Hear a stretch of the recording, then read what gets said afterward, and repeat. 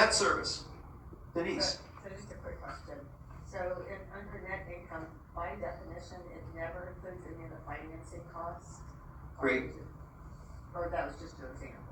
No, great question. Denise's question is, net income by definition, what does it not include? It doesn't include debt service. Because borrowing the money is optional. I know what some of you are thinking. Ain't optional for me, Rick, I don't have the cash. I hear you. But it takes into account the investment property, what you paid for it, what it puts in your pocket net. So if you paid cash for it, what would the rate of return be on that cash outlay? That makes sense? Thank you. Thank you. Great question. Minus debt service, the topic I was just touching on there. Debt service is financing. Why would we want to finance it? Let's say that you had the cash. Is there a reason that you might decide to go ahead and borrow the money anyway? What do you think? Spread the money through many other investments. Say again, I'm sorry. Spread the money throughout many other investment properties. I like it. Marion's thinking big. You can spread the money out. Her statement was spread the money out so you can buy multiple properties. If you have $100,000 cash, you can either buy one building or you might be able to buy what? 10 of them. 10 of them. Also, let's put two concepts together with cap rate and return. If the cost of borrowing money, for an example, is 5%, you're paying 5% interest for the debt, and the building is returning an 8% capitalization rate or cap rate or rate of return, for every dollar you borrow, what will that do to your return? You're paying 5% for the money, but the building's cranking out 8%. So you're making 3% on who? Katie's right, about an extra, how many percent back? Katie's question was you're getting an extra percent back. If you're borrowing it at 5 and you're receiving 8 on the bank's money, you're making what on the bank? 3%. 3. Katie's saying extra percent, exactly correct. 3%, Denise said is correct. So I don't know about you, but anytime I can borrow money from the bank and make money on the bank's money, I'm all for it. How about you? So it may make sense, even though you have the cash, not to pay cash for it, but to, as Marion said, to buy multiple assets by using the leverage money of borrowing it from the bank, and thereby also increasing your rate of return because you're making 3% on other people's money. After the debt service, this is a magic number. Cash flow pre-tax. This is the money you stuck into your pocket after you paid all of your expenses and paid your debt service net. So going through them in more detail. Gross schedule or schedule gross, what you hope for. Well, Rick, you went through all these once before. I touched on them, but I also said you probably need to commit this to what? To memory. Gross schedule, what you hope for. Minus vacancies. Why? Because even the ones of you that already own property, even if you turn that rental over quickly, are you going to maybe lose a day or two because you got to what? Clean them. And you may not rent it exactly on the exact minute that the person left the property. Agreed? So you might have some vacancies. Now vacancies, are you due the money? No, you're not due the money, but what about a credit loss? Credit loss is you had the money coming, but you're never going to what? David said collect it, get it, you're never going to see it. So latest example I can give you, I had a tenant back in one of my properties in Wisconsin, moved to Tennessee, they do that. But he didn't pay the water bill. Well, whose water bill was it? My tenant's. Now the tenant owes the water bill. The tenant created the bill, it's not my bill. Now I could try to chase that tenant to Tennessee, but what's the odds I'm going to get the money? David said 0. Slim and none, 0 would be the correct answer. So credit loss is money you had coming, but you're never going to see it. Equals the effective gross or the adjusted gross. Depending upon if you're an accountant, you would call it the adjusted gross. I like the word effective because it went where? In my checkbook, I actually received that money.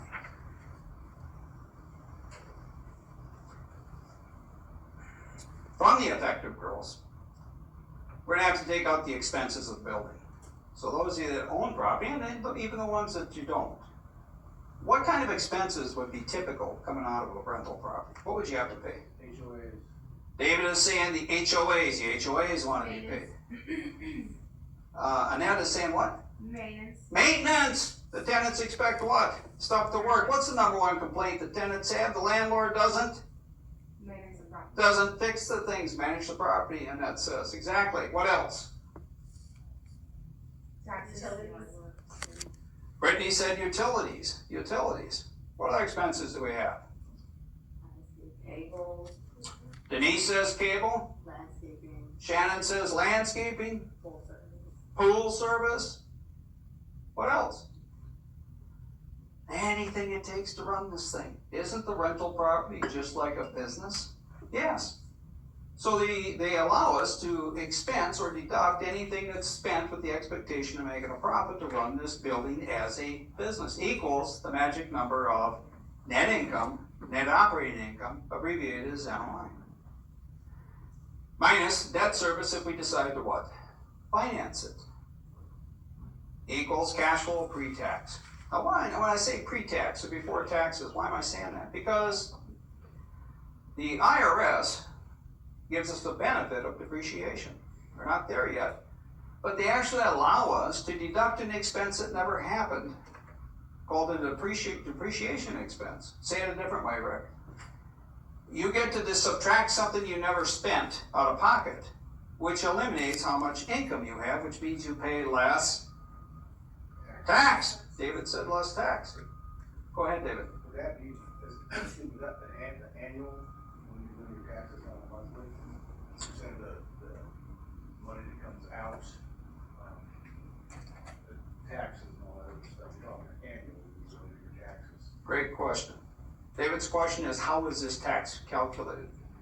The taxes we send in the return at the end of our year, right? Due April 15th, unless you extend, of course, which you might do when you get into the business world, but we file our taxes once a year. So, great question. The answer is, on a rental property, the expenses are always figured annually.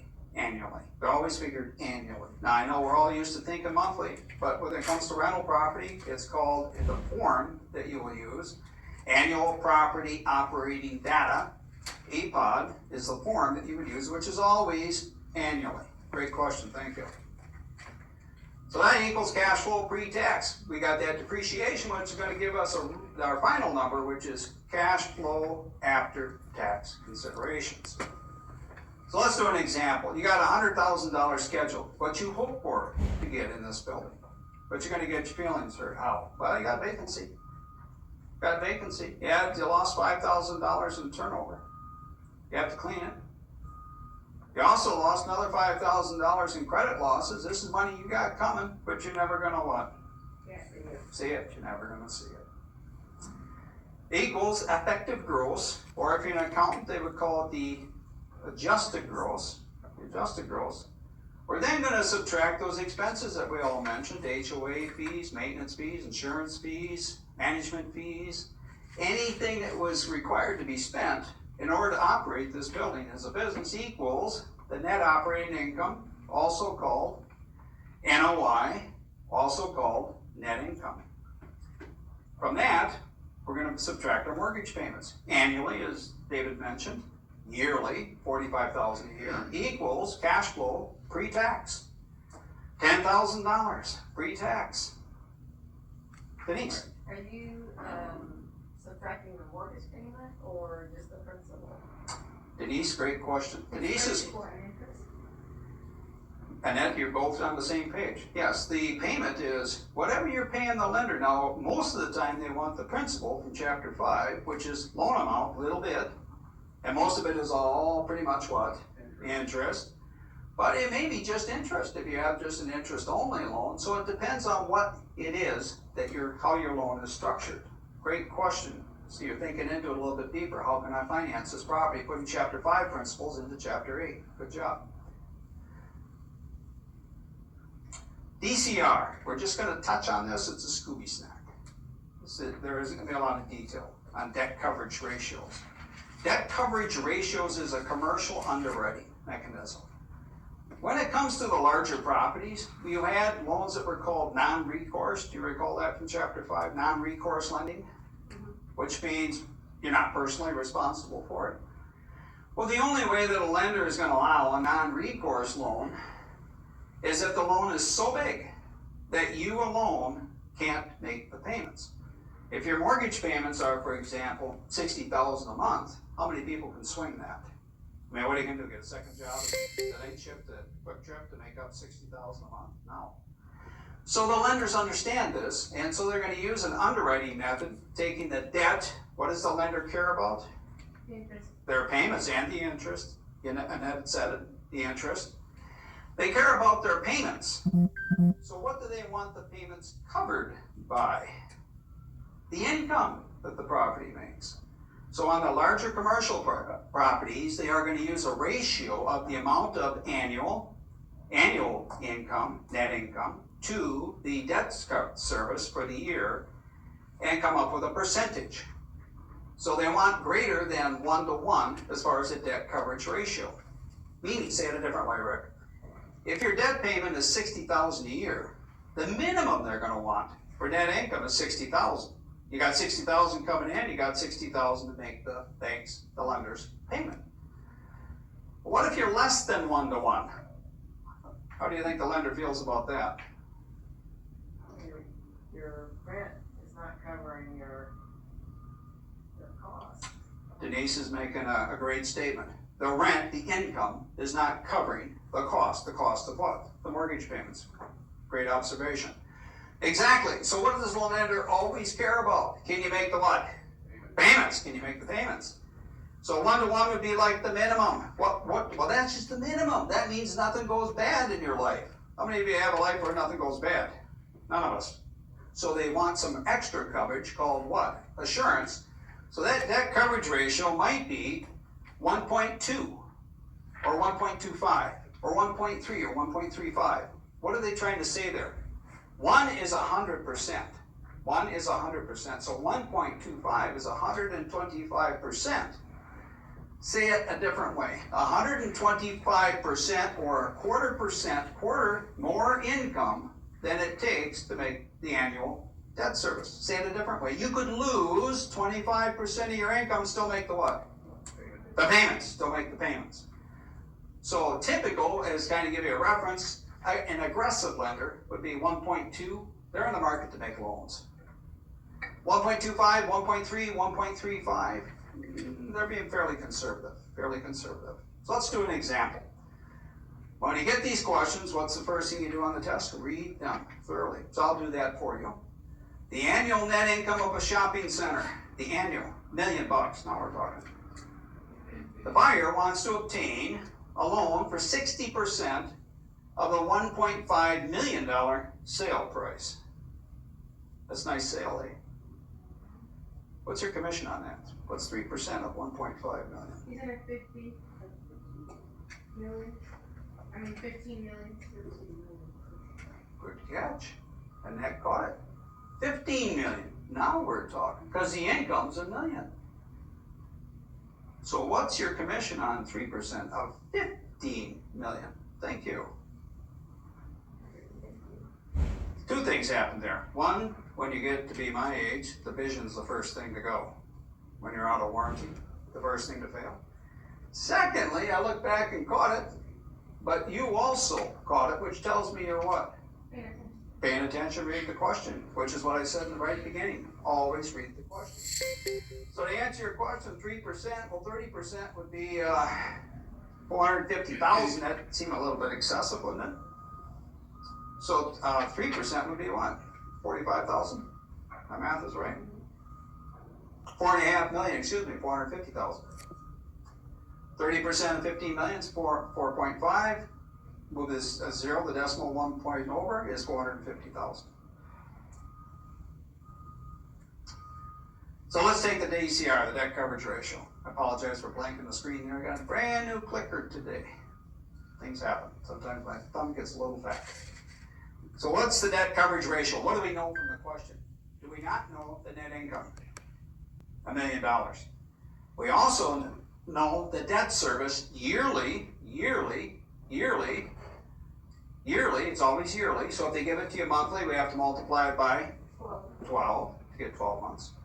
So if we divide those two numbers, you're at 1.37 or 137% net income over and above the debt service each year. I mentioned earlier, is that a fairly conservative DCR? Yeah, it is. It is. All right. Quickly, we're going to go through the challenge activities very quickly. The projected net income, the projected income on an investment property, if it was 100% occupied in a perfect world, is called gross schedule. Gross schedule, what you hope for in a perfect world. If you have money that's uncollectible, means you got it coming. It could either be vacancy, you didn't have it rented, or if you've had it rented, credit loss. Credit loss. The actual income that you actually got, you put into your pocket after vacancy, after credit loss, is called the effective gross. If you're an accountant, they would call it the adjusted gross. The adjusted gross. Expenses incurred running an income property are called operating expenses. The expense of operation to run that building, just like a business, because that's what it is.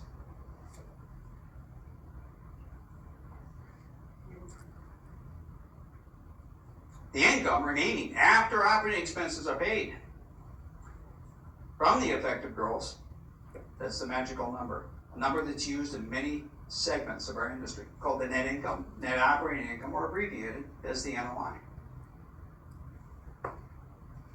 Principal and interest payments yearly are called debt service. Debt service. Debt service. The amount remaining after paying all the operating expenses and the debt service, cash flow pre-tax. Cash flow before income tax considerations. Questions? Anything so far? Okay, excellent. Let's talk a little bit about income tax. The friendly IRS. I say that tongue in cheek. You may know a lot as you get into the profession about tax consequences. Why? Because you have your own properties. And as your career progresses, you'll learn more. But your license says real estate agent, which makes you an expert in one category only, which is what? Selling and I haven't. Right on the tip of her tongue, Annette. No, negotiating. There it is. Thank you, Annette. The sales, it makes you an expert in the sales and negotiation of real estate. Anything more? No, that's enough. That's plenty. What are you not an expert in? Anything else, which would include tax advice. You might know a lot about this, but you don't want to say anything about it. Why? One, you're not licensed for it. Two, you are a licensed real estate professional, so as we mentioned before, anything that comes out of your mouth, you own that statement. And you could be wrong. They change tax codes all the time, don't they? Yes, so you're trying to help somebody by giving them some, quote, free advice in an area that you're not licensed for, and you actually hurt that person. Same with legal advice. You may know a lot about the law, you need to know a lot about the law to pass this exam in this state, but it doesn't give you qualifications because you're not a licensed attorney. So don't speak about things you're not licensed for, but you will be liable for it if you hurt somebody by giving them that advice. Types of income. The IRS, let's get into a little bit of a discussion. This is a little bit of my opinion. Why do we have so many pages of tax code? Thousands of pages of tax code. And can't they make it simple and just say, it's a flat tax, we're going to charge you 10%. You make a lot, you pay a lot. You make a little, you pay a little. So why do we need all of these pages and all these little nuances of the tax code? I would submit, my opinion, but think about it, to influence behavior. To influence behavior. The government wants us, the real estate market is the biggest impact, one of the biggest impacts of our economy. So they want us to what? Help, and that says what? Comply, and Denise says buy, correct, buy, Denise says buy. They want us involved because those of you who own rental property, does it take work and time to do that? Well, yeah, I could be sitting on a beach doing nothing, so if I'm gonna do it, I need to be rewarded. So one of the ways that they reward us is giving us tax advantages to own property. So we already have a commodity that everybody needs. They need to live somewhere. Either they rent or they own, or they're back with mom and dad. We've all been there. And so they give us incentives to influence our behavior. We already have people want it. Now we're giving them another reason to what? Invest in it. So ordinary income, highest tax rate you can pay. Ordinary income is income that is wages, W-2, where you're trading basically time for dollars. Now work is admirable, agreed? The work is admirable. And you're taking care of yourself, but are you taking care of anybody else? You're not supplying or offering employment for anybody else. And you're taking care of your own housing needs, but you're not taking care of anybody else that needs housing needs. So ordinary income, highest tax rate you can pay, which would be wages, W-2s, dividends. Capital gains, a capital asset, like a stock or real estate or a bond. The gain on that is a different form of income, where the tax rate on it is given tax preference. The difference between the capital gain is the length of time. Longer than a year, which would be a year and 1 day. Thank you, David. A year and 1 day. That's a long-term capital gain. What do you need to know? You need to know that it's a lesser rate. Do you need to know the tax rates? No, we're not making CPAs out of you here. This isn't the H&R Block. We're not making accountants out of you. You just need to know that it's preferred rate. You pay less tax. Short term would be less than a year or less. So longer than a year, as David said, was a year and 1 day is longer than a year. So anything less than that, your tax is ordinary income, which I said is what? The highest tax rate you can pay. Thanks on that. Pass-through income. You're now, when you get your real estate license, going to experience a couple things that are different. Most of you, anybody here own your own business at this point?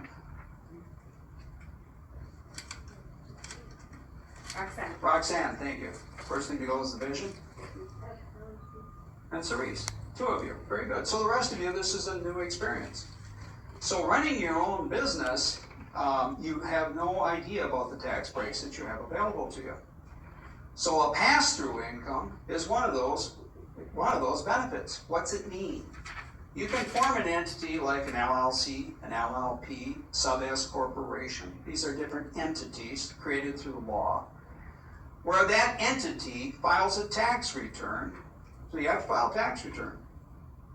But you don't pay the tax through the entity. The income out of that entity goes to the front page of your personal tax return. Say it a different way. The entity, you have to file a tax return, so you're going to deduct all those expenses off the top of your income, and what's at the bottom of that income then gets passed through the entity to the front page of your return. So what's the benefit to us? You get to deduct things that you would normally spend to run a business, but it comes off the top of the income, so it means you don't pay any what? Tax. David said tax. You don't pay the tax. It comes off the top of it. So what's put through the bottom is passed through to your personal return. So you're going to get some tax breaks. So is that what it's called, Schedule C? And that again? Is that what it's called, Schedule C? Schedule C, and that is, you must have a business. And that's question is that called a Schedule C? One of the ways of a self-employed is a Schedule C, or a Schedule E would be properties. Now, on the test, we're not making H&R Block out of you. But to answer your question, that is exactly right. It's a separate schedule on your return if you're filing that way. But a pass-through entity is where you actually have a separate tax return. And that tax return comes out with a net income, and then that number, well, after you paid all your expenses, is passed through to your personal return. Excellent question. So that money that you say you pass it through, does that get released to your gross or your net income when you go to get taxes? David's question is that number the gross or the net that gets passed through? So all the taxes are taken out there, required to go pass through.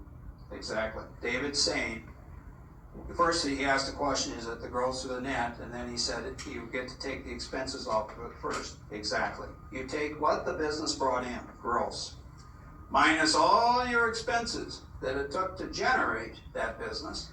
And the bottom number of that, you file that return, say, look, I made this much net. And then that net income, after you paid all those expenses off the top, pre-tax, goes on to your personal return as a schedule from that corporate return.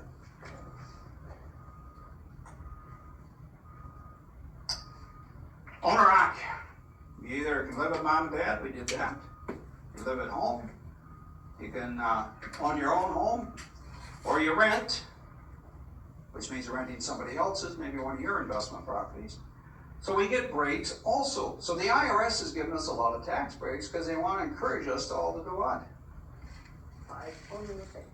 Denise says buy, and that says invest. Yes, they want to encourage the public to get into real estate. So you picked a good profession, eh? Everybody needs it, and the IRS is basically paying you to take advantage of all these tax breaks, to be part of this. Congratulations, you made a good decision going into this industry. So property taxes are deductible. Sales taxes are deductible. I know somebody's thinking, well, Rick, you know the standard deduction, we can't do that anymore. Again, we're not making accountants out of you.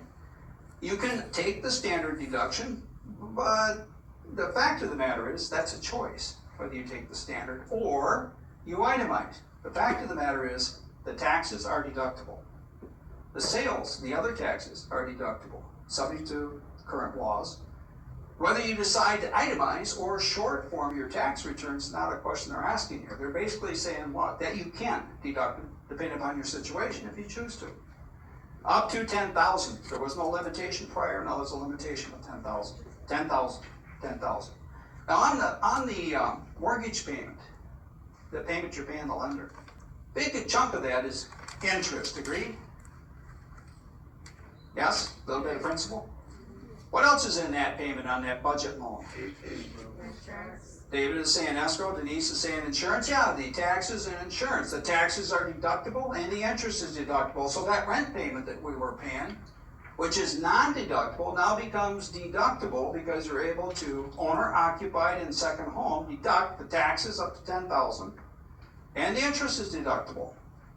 The interest on the loans is deductible. Now there was a limitation. They make changes.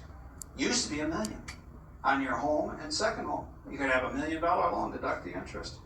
They lowered it to $750,000. That's still a pretty sizable loan. Yes? Not in California. What is that? It's not in California. Edward says not in California. Exactly. It's a good thing we're getting licensed in Arizona here, right? Correct. But even so, still $750,000 deductible when the rent payments are not deductible. Pretty good deal, yes? Tax-free.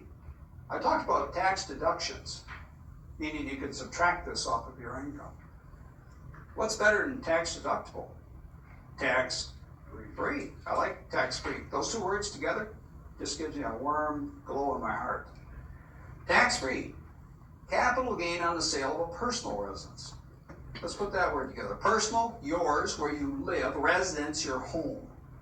So they're going to give you a tax break, possibly tax-free, on the sale of the profit on your home. Now the industry you're going into is the real estate business, correct? Yeah. You got to live somewhere, right? So who should be, maybe you might want to consider, who might be one of your best customers? Yourself! Meaning what? Hang on here. New clicker. There we go. So, quick question, Yes. is that for the first time or any time you sell any house or property in your name? Excellent. And that's the question, is that every time or first time, or is there a limitation on it? 2 of the last 5 years is the answer. 2 of the last 5 years is the answer. You can do it, go back 5 years, and did you live in the house 2 of the last 5 years? Great question. Guys are thinking, so you're putting the pieces together. Now, what's the limitations? If you're single, the gain on a property that you bought something, you fixed it up, it increased in value, you made a $250,000 profit if you're single. What's the qualifier? You had to live in it 2 of the last 5 years. What's the gain? 0. What's the tax? 0. Let me get this right. You made $250,000 and you owe 0? Correct. Are you in the best profession or what? Now, what if you make $500,000? Well, you could get married. Jesus says, no thank you, I'll pay the tax. $500,000. Now let's take the average person that we're helping. Does $500,000 tax-free impact their lives? Of course. Of course.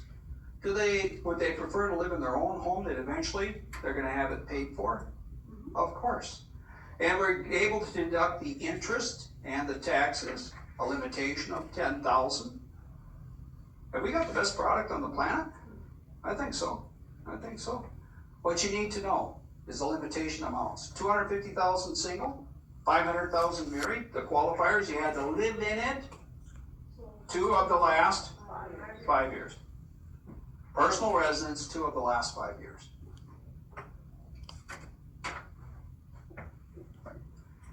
Let's talk about investment property. So far, they've given us a lot of breaks. The IRS has given us a lot of breaks, yes? Yeah. What about the investment side of things? Well, all the operating expenses are deductible. We talked about that. The HOA, the maintenance. When you have rental properties, what might you also have that's in your corner giving you personal advice? Maybe a good, David said, good property manager. Good property manager. An accountant. And that says an accountant. Why? Because I mentioned these tax laws change all the time and you need good advice. So a good accountant. What else might you have in your handy person? And that says, yeah. Lawyer. Marion? A lawyer. Lawyer, there it is. An attorney. Good attorney, good accountant, good handy person so far. What else? Anything else that you need to spend to run this building? So now you've got somebody giving you good tax advice, good legal advice. You have good maintenance people. Katie, what'd you say?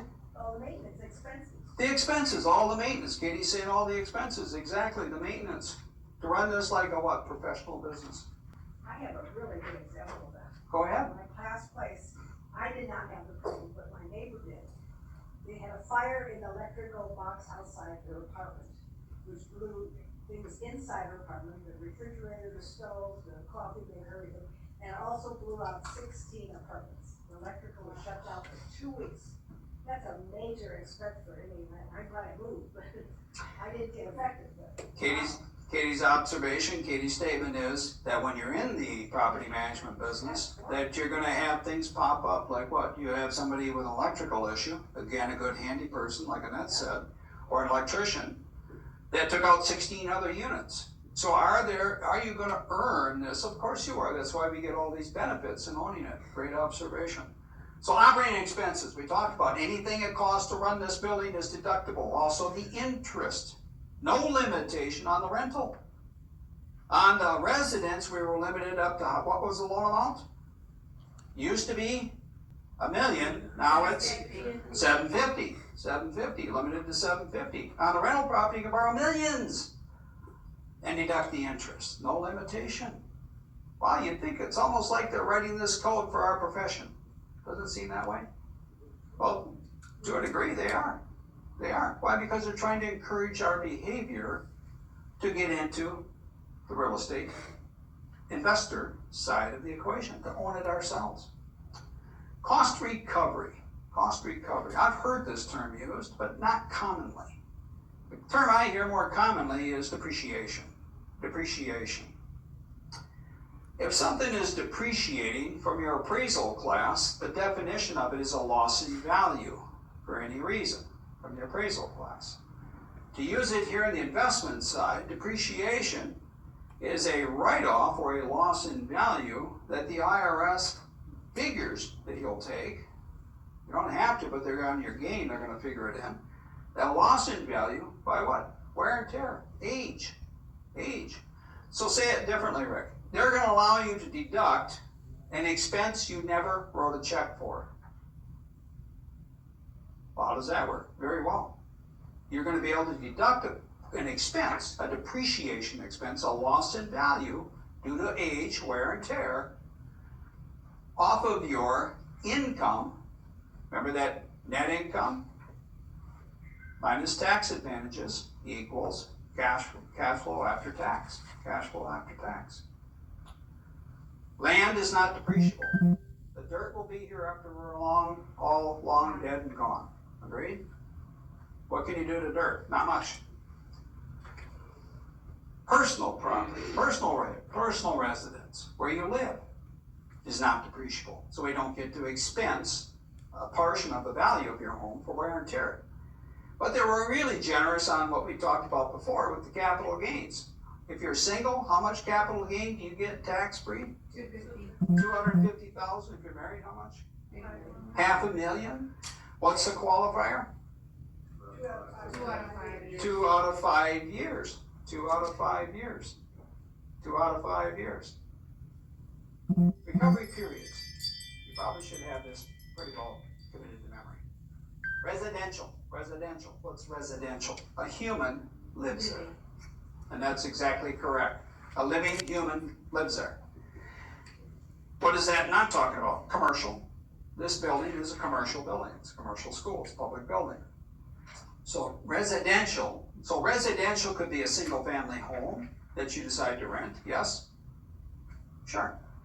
Residential also could be a 500 unit apartment building, couldn't it? Yes? Agreed? Other people living in it? Yes. Sari says yes. Yes. So you can depreciate the improvements, not the land. What does the slide say for how many years? 27.5 years, 27.5 years. So if the value of the improvements is $1 million, exclusive of land, you would take $1 million and divide it by 27.5. And subtract that as an expense called cost recovery by some accountants, more commonly called depreciation. So we're not paying tax on that amount of money. Is that a pretty good deal? What do you think? Yeah, the IRS is saying you can put that money in your pocket and not pay any tax on it. I'm all for that, agreed? Commercial, 39 years. Commercial, 39 years. So this building's a commercial building. So you take the value of the land out of it and divide the improvements by 39 years. 39 years, exactly. Straight line. The word straight line means it doesn't change. A straight line doesn't vacillate. Now, what I mentioned about not giving tax advice, not giving legal advice, I mentioned that they change tax codes frequently, commonly. So years ago, 1985-ish, Congress made a change in the depreciation schedules. How many of you here have dealt with the savings of home? Yeah, okay, I figured the front row, because we're the, what's a polite way of saying what we are? Old, Denise says old, that's the blunt way. I would say mature. We're mature. We're more mature. We've got some miles on us. 1985, Congress made a change in the taxes. We used to have, other than straight line, we had all these fancy ways of depreciating, which were what? A really good deal for real estate. Some of the years, digits, double declining balances, you don't have to know any of that. What it did was gave you a humongo write-off for the first 5 years. So who bought a lot of rental property during that time period? Attorneys, doctors, high-income people. Well, then when Congress decided to change the tax laws and said no more of that, it's all limited to, what does the slide say? Straight line depreciation. Straight line depreciation. It's always the same. No upfront fast ones like that. The people that bought those properties, based on those write-offs, what happened to them? They sent the keys back in the mail. So the savings loan had a lot of foreclosure. So what happened to the savings loan industry? It went gone. So a couple of things. things to take from that. One, the laws change all the time. Do not give tax or legal advice. Two, you need to know for the test that they've simplified it to what now? Straight line. Residential, how many years? 27.5. Commercial? 39. And what is not included in the depreciation? Land. And what is not depreciable? Your single family home. Home. Excellent. Recapture. Recapture of your depreciation. Recapture. To recapture is to take back what they gave you. You mean they're taking back a benefit? Possibly. Possibly. Recapture. Treat it as ordinary income. Again, we're not looking to make accountants out of everybody. But that depreciation that you took, you didn't pay tax on that. It was an accounting expense. You didn't actually pay money for that. It was an accounting expense. So when you sell the building, now we're going to get into a couple of ways, other items in the tax codes that you may take advantage of to avoid this tax, capital gains tax, to postpone it, maybe, is that when you sell that property, that depreciation you took, they're going to recapture that write-off and get their tax back. Now, it's a simplistic explanation of it, but recapture means what you deducted, now they're going to what? They gave it to you and they're going to take it back. You got it. They're going to recapture that write-off. Let's talk about the other method I just touched on. Section 1031. We don't call it 1031. I mentioned there's thousands of pages of tax code, thousands of them. Many of them relate to our industry. Section 1031 is a provision in the tax code that allows us, some people say postpone, depends upon your opinion and your accountant's opinion. Some people say tax-free.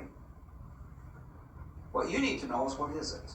It's a provision in the code. Of those thousands of pages, there's a section called 1031 regarding like-kind exchanges. The old method was like for like. What does that mean? And that is saying like-kind property. Denise is saying similar. Her question wasn't really a question, more of a statement. Similar. What they're talking about here is for use as a business or an investment. Business or an investment. Held for a business or an investment. Not the type of structure, but the use of that structure. Meaning, you have a single family house. We can live in that house. That's called our primary residence. Our primary residence. Which we get the one time, if you're single, $250 write-off on the capital gain. The capital gain held for over a year. Long-term capital gain. Or if you're married, you get $500,000 write-off. So that's also second homes. But what about our apartment buildings and our investment properties? That house, could we not move out of that house? You buy your first house and then put a tenant in there. The house didn't change what it is, the use of the house changed. So now it went from your personal residence to a what? David says investment property. Exactly. Investment property, thank you. Investment property. So in that case, as an investment property, we are able to depreciate it. Depreciate the improvements, not the land.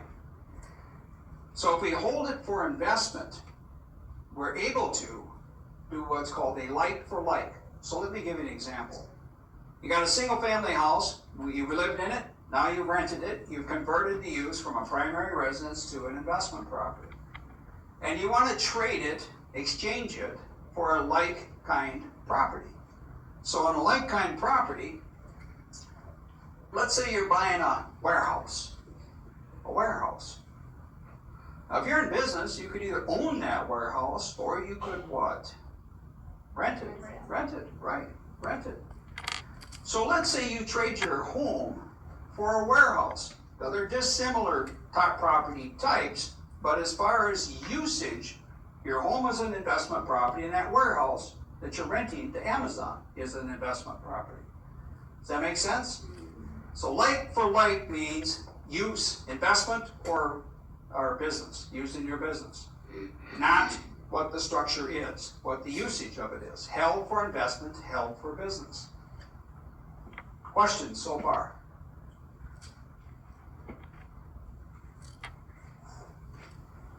Nada? You guys having any fun? I got mixed messages here. I mean, talking about taxes is not fun. You know what my wish is for you guys? That you have so many tax issues that you have to hire a good attorney because you're not having fun with the accountant, but you're having fun because you did what? Made a lot of money. Made a lot of money. But when you make a lot of money, let's talk about a method to help you minimize that. I talked about like for like. That's commonly what it's called. Or simultaneous. Simultaneous means it happens at the same time. Think of it, same time. Simultaneous. Now this, I'm old enough and in this long enough since 75 to remember using this mechanism, which was what? Very unwieldy. Very difficult to do. Very difficult to do. I'll give you an example. Can I use a couple of you as guinea pigs here? Okay, so I have a duplex. I'm going to exchange it to Brittany's 4-unit. So I want to go from a duplex to a 4-unit. Well, Brittany, if she sells her 4-unit and doesn't trade, she's going to have a long-term capital gain. So Brittany wants to trade and go into Annette's 8-unit. Everybody follow it? I got a duplex. I want to maximize my profit, but I don't want to pay the capital gains tax, long-term capital gains tax. So I'm going to trade it for Brittany's 4-unit, and Brittany doesn't want to pay the tax when she sells her 4-unit, so she's going to trade for Annette's 8-unit. You can already see this is kind of complex, yes? There's 3 of us here. That's called a leg. That's a 3-legged trade, a 3-legged exchange.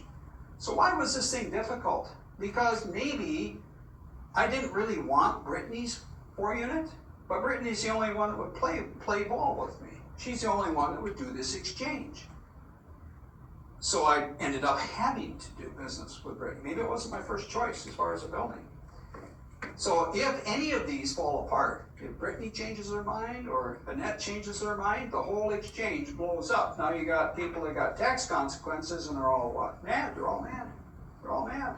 They got to pay a big tax bill. Marion. Did the values of the properties matter? Like say the value of your property is higher than Brittany's property? I like how you're thinking. Great question. Marion's question, do you have to step up in cost and basis? Yes. Yes, you do. So I'm trading up in value. I'm trading up because going from a duplex to a 4-unit. Excellent question. Everybody understand their question? The answer? Great. So in this case, it made it very unwieldy. Because one section of that exchange went bad, the whole thing blew up and everybody's got problems.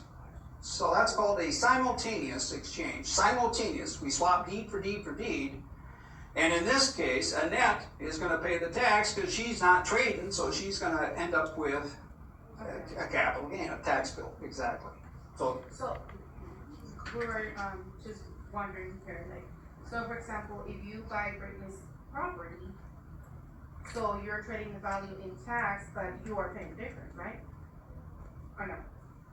the question that Annette is asking, do I have to pay the difference? Yes, there would be a step up in cost. So either I pay cash or I borrow the money. Great question. Yes, I have to step up in dollars. I have to step up in dollars. So I have to make up that difference either in my own cash or the bank has a lot of cash, borrow it. Great question. Great question. All right. Denise. So I'm getting confused. Sure. So, and I don't know if it's just the 1031 tax deferred discussion or not, but it applies to income or investment properties, right? Denise's statement is it applies to income and investment property. Correct. Okay. But then you said residential a few minutes ago in an example. And Denise is saying, is that different than residential? Great question. The clarification is, on residential just means who's in the building, what's the building used for? A human lives in it. So a home could be your home, or if I rented it, it would be still a house, but it would be a It'll be residential income, Brittany's saying. Okay, does that help? Great question, thanks. All right. So simultaneous exchange, deed for deed, difficult. Very difficult to do. Very difficult to do. There was a gentleman by the name of Starker. It's commonly called a Starker exchange. Technically, it could be called a delayed exchange. Now, a delayed exchange really made the 1031, the postponement of the long-term capital gains, very workable. And this is a very widely used tool today because they've made it a lot more user-friendly, a lot easier. It's still the same result, it's just the methodology of it.